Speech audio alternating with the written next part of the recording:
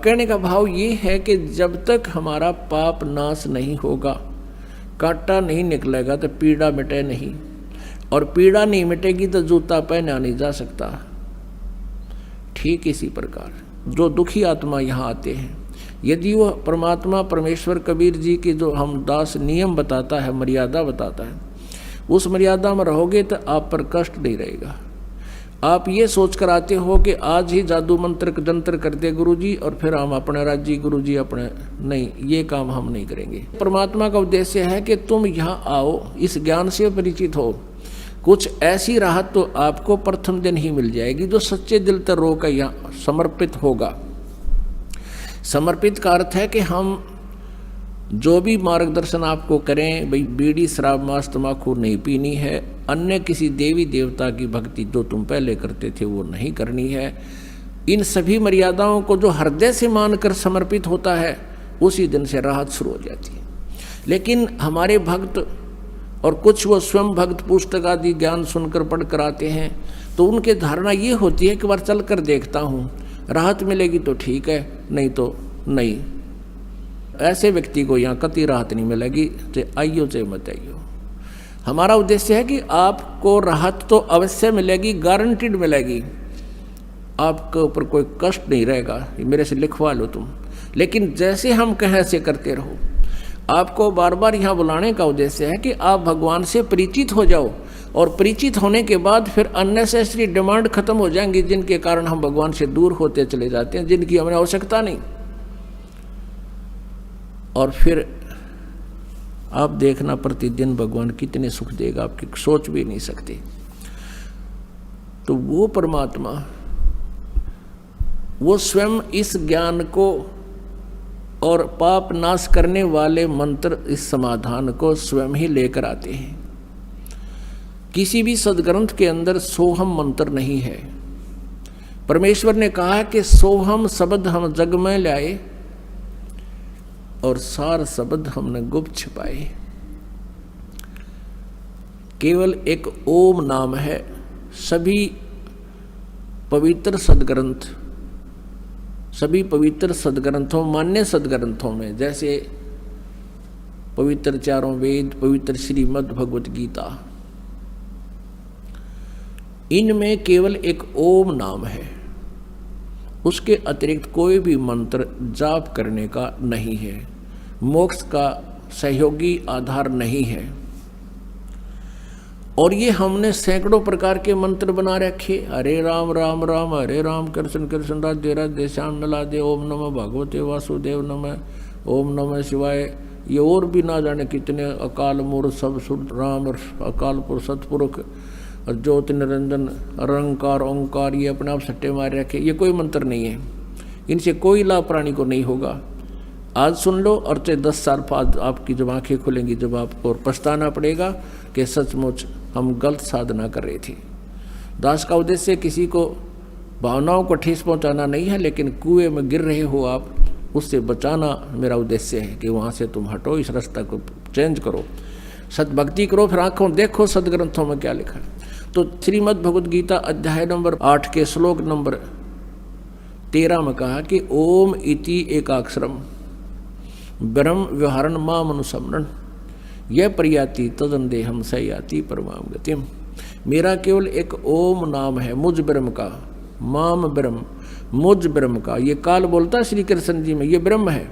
मेरा एक ओम मंत्र है, नथिंग एल्स, मेरे जाप का और कोई मंत्र नहीं है। और मोक्ष सहयोगी यही मंत्र है। और जो अंतिम श्वास तक यानी शरीर छोड़ते समय तक इसका जाप करता हुआ जाता है, वो ओम नाम से मिलने वाली जो गति है उस गति को प्राप्त करता है। लेकिन गीता ज्ञानदाता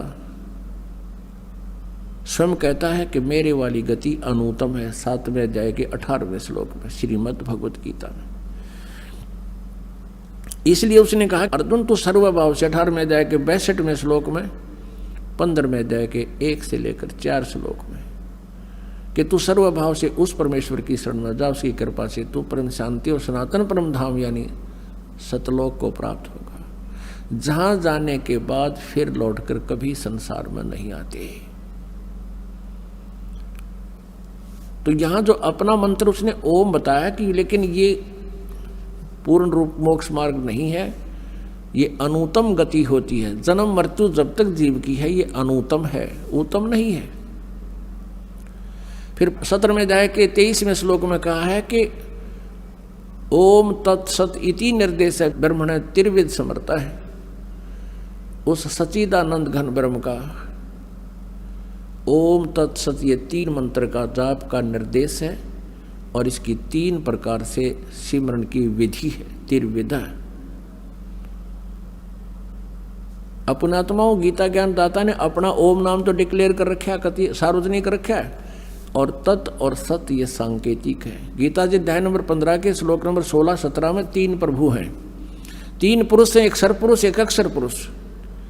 और 15वें अध्याय के 16वें श्लोक में सरपुरुष और अक्षर पुरुष। 17वें में कहा कि उत्तम पुरुष है तू अन्य परमात्मा इति उदारते है। वो श्रेष्ठ प्रभुता इन दोनों से, सरपुरुष और अक्षर पुरुष से भी कोई और है, और वही तीनों लोगों में प्रवेश करके सबका धारण पोषण करता है, वो अविनाशी परमात्मा है। गीता जी अध्याय नंबर 8 के श्लोक नंबर 1 में अर्जुन ने पूछा कि अर्जुन किम तत्ब्रह्म।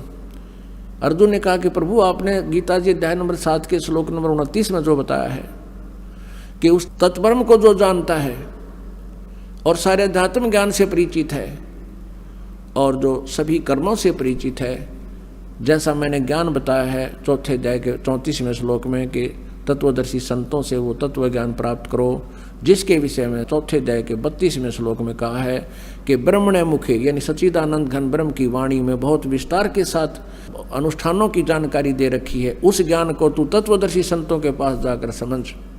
कहते मेरे इस ज्ञान को जो आश्रय ले लेता है और फिर वो तत्ब्रह्म से वो फिर जन्म और मरण से छूटने का ही प्रयत्न करता है, जरा और मरण से छूटने का प्रयत्न करता है।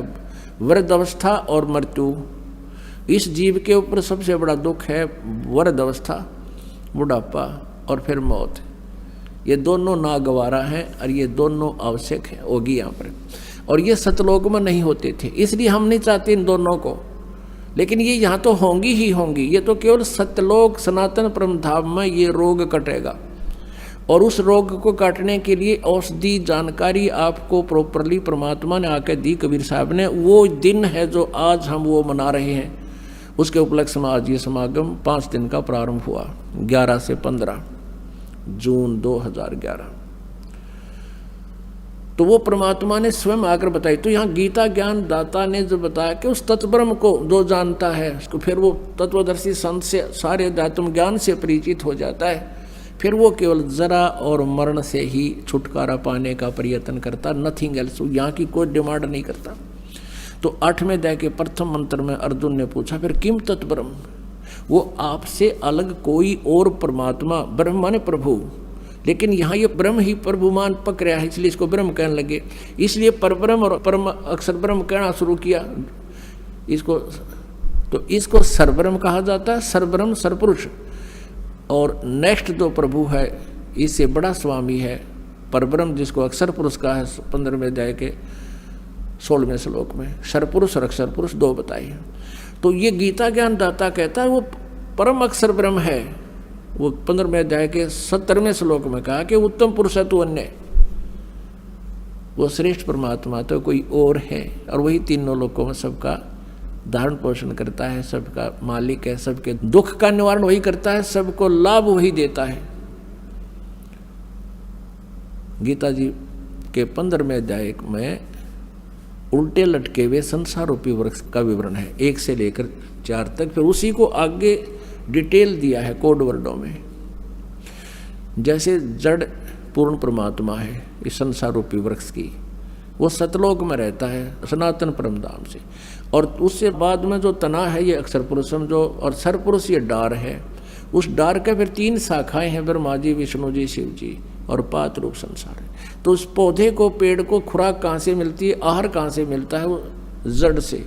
तो तीनों लोकों में प्रवेश करके वो पूर्ण परमात्मा ही सबका धारण पोषण करता है। जिसने जैसा कर्म किया है उसी के आदेश से ब्रह्मा विष्णु महेश वहीं से जो चल कर आता है उसी को देते हैं। ये कोई परिवर्तन नहीं कर सकते। केवल कबीर परमेश्वर आपको अधिक दे सकता है, आपके पाप का भी नाश कर सकता है। तो वो परमात्मा हमें सुख देने के लिए और सतलोक से चलकर आता है और अपने यथार्थ ज्ञान को भी वो परमेश्वर ही बताता है। अपने द्वारा रची हुई सृष्टि को भी वही परमेश्वर ठीक ठीक बता सकता है, ये वेद बताते हैं। तो ओम नाम है ये ब्रह्म का। 17वें अध्याय के 23वें श्लोक में ओम तत्सत जो कहा है, ये ओम तो ब्रह्म का, सरपुरुष का। अब 15वें अध्याय के 16 और 17 में 3 प्रभु 3 पुरुष बताए हैं। एक सरपुरुष तो ये ब्रह्म है, 21 ब्रह्मांड का स्वामी। अक्षर पुरुष ये परब्रह्म है जो 7 शंख ब्रह्मांड, नील पद्म शंख ब्रह्मांड का स्वामी। और उत्तम पुरुषत्व अन्य 15वें अध्याय के 17वें श्लोक में कि उत्तम पुरुष, पुरुषोत्तम, असली भगवान, वास्तव में प्रभु परमेश्वर, वो तो इन दोनों से, सरपुरुष और अक्षर पुरुष से कोई अन्य है। वो परम अक्षर ब्रह्म है। वो परम अक्षर ब्रह्म ही सबका धारण पोषण करता है। वो अविनाशी परमात्मा, तो वो कबीर परमेश्वर है। वो परम अक्षर ब्रह्म स्वयं अपने ज्ञान को बताने के लिए आए। और उनके जो तत्व और सत मंत्र हैं, ये तत्व तो है इस अक्षर पुरुष का, तत्व ये सांकेतिक है, ये दास बताएगा। और सत जो है ये भी सांकेतिक है, ये परम अक्षर ब्रह्म का, यानी जो उत्तम पुरुषत्व अन्य है उस परमात्मा का कोड वर्डों में ये मंत्र है। और वो सांकेतिक शब्द इस दास के पास है। इस काल के 21 ब्रह्मांडों में इस दास के अतिरिक्त वर्तमान में कोई भी ना तो सत्य ज्ञान रखता है और न ही उनके पास कोई सत्य साधना है, मोक्ष मार्ग नहीं है। इस दास से नाम लेकर के कोई दुष्ट इंसान स्वयं नामों को अगर दान कर देता है, गुरु बन बैठा है, वो महाशत्रु है आप जी का। उससे चाहे छोटी मोटी राहत आपको हो भी जाओ, लेकिन आपके जीवन का नाशक और असंख्य जन्मों का दुख पैदा कर देगा वो प्राणी, क्योंकि वो अधिकारी नहीं है, वो काल का दूत है। तो उनसे भी आप जी ने बच के रहना है। काल हो सकता है 1-2 को कर दे, श्रृंगार ले आपका नाश करने के लिए, लेकिन आप बुद्धिमान हो, ज्ञान इतना दे देगा दास के उनको आप तुरंत पहचान लोगे। काल के दूतों के धोखे में आप आओगे नहीं।